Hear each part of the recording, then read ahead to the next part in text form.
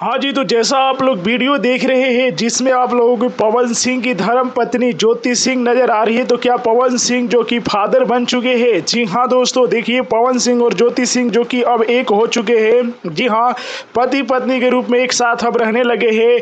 पवन सिंह कहीं शो करने भी जा रहे हैं तो अपनी पत्नी ज्योति सिंह को ले जा रहे हैं। तो इसी अचानक हम देख रहे हैं कि ज्योति सिंह एक लड़के का जो कि जन्मदिन मना रही है। जी हाँ दोस्तों, तो देखिए क्या ज्योति सिंह माँ बन गई है। ज्योति सिंह का लड़का है। जी हाँ दोस्तों, आप लोग देख सकते हैं ज्योति सिंह एक लड़के को जो कि खिला रही है। जी हाँ दोस्तों, तो आप लोगों को मैं बताना चाहूंगा कि जी हाँ देखिए ये ज्योति सिंह का ही लड़का है। जैसा देखिए दोस्तों, बात ऐसी होती है कि यदि आपकी बहन का मतलब मान लीजिए ज्योति सिंह की बहन का लड़का है, तो एक तरीके से देखा जाए तो ये ज्योति सिंह का ही लड़का हुआ।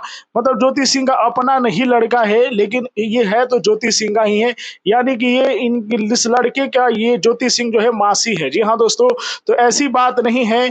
आप लोग देखें ज्योति सिंह का नया नया फोटो, तो ये खबर बिल्कुल गलत है कि पवन सिंह जो कि अभी पापा बने हुए हैं।